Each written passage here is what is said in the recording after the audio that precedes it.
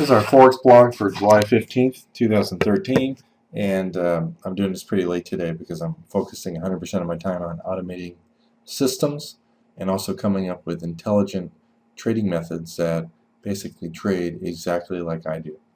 And so these are actual currency indexes, which lets you see at a glance what each individual currency is doing as if it's a chart. You can see the dollar's going sideways, then it starts to go up, hits the previous day's high, can't get through it, just like a normal resistance area, goes sideways and breaks out right here. This is a very high probability place to be buying, and you want to buy the dollar versus whatever's weakest. You can see the yen's weak, the pound's been weak, the CAD looks like it's about to break down underneath the previous day's low here.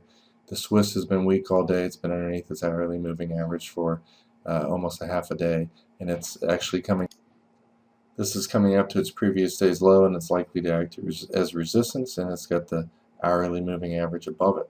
Normally when a currency is trending down, the first time it touches its hourly, it's likely to act as resistance. Same thing, when a currency is above its hourly, the first time it touches, it's likely to act as support.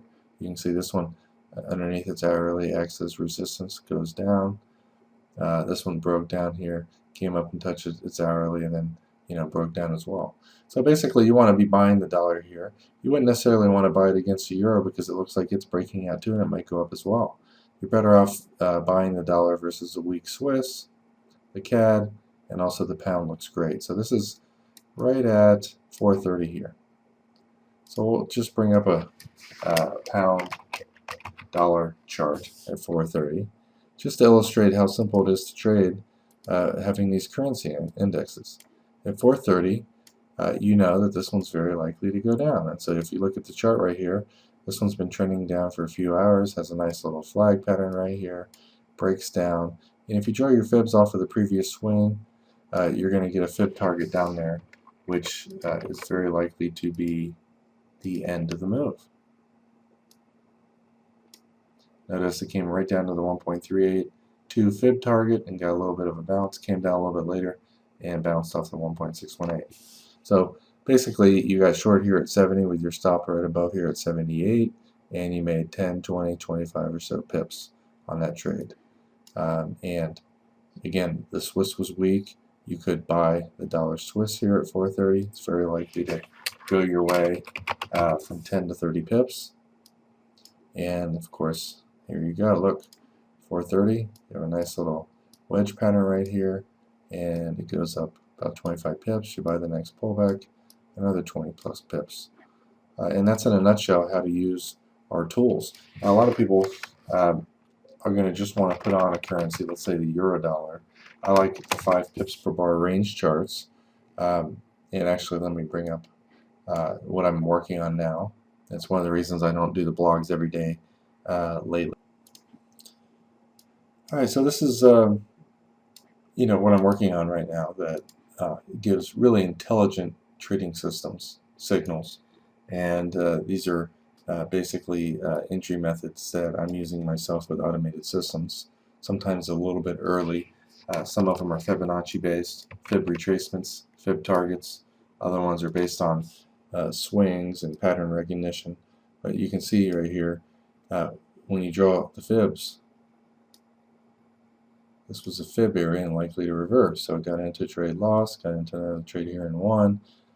This is a reversal pattern that led to about a 10, 20, 30, 40 pip move. You got into a trade right here and lost about 6 pips. You got into a trade here and you made 10, 20, 30, 40, maybe 50 pips. This one here lost. Pretty much break even. This one lost. This one made 20. And as you can see, it's pretty accurate at finding reversal areas. Bought here, went up, sold here, went down. Nothing's going to be 100% perfect, but this is still in its entry stages. I've only worked on this for about 2 months, and a lot of these signals are multi-year patterns that I've used and traded with for years, and now am enhancing with all of our latest tools, such as the currency indexes, the automatic Fibonacci retracements, Fibonacci profit targets that I've come up with, swing pattern definitions and so forth, double tops, double bottoms, and also trend line based patterns that are set off of previous swings. A lot of times the market overshoots trend lines a little bit. This, by the way, this buy here at the bottom was a Fibonacci profit target off of, I believe, this wave right here. As you can see, very high probability bounce.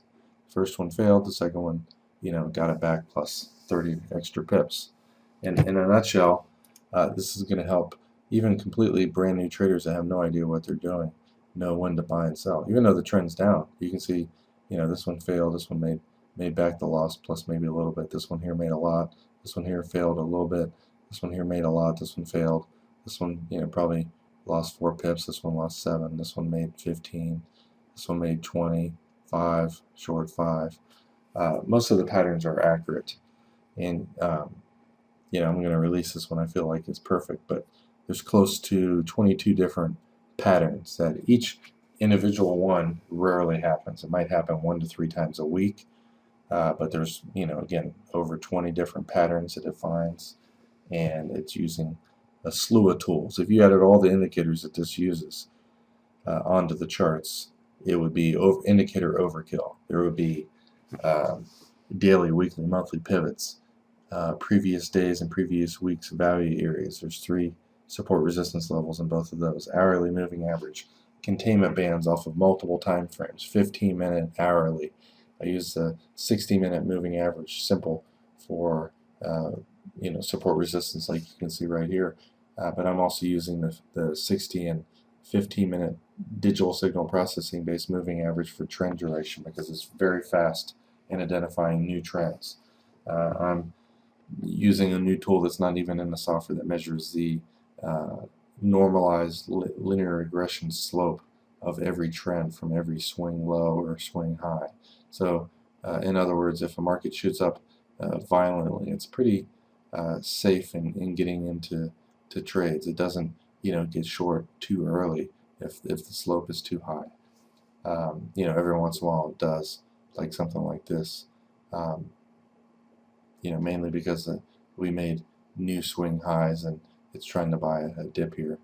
There's some patterns that are lower probability than others, and I will be testing those over the next weeks and removing those signals and giving people these, so you can basically sit back, and if you were considering buying based on the currency indexes and you see a buy signal in the actual individual chart, and you'll know that they're fairly accurate, you will have more confidence to pull the trigger and take the trade.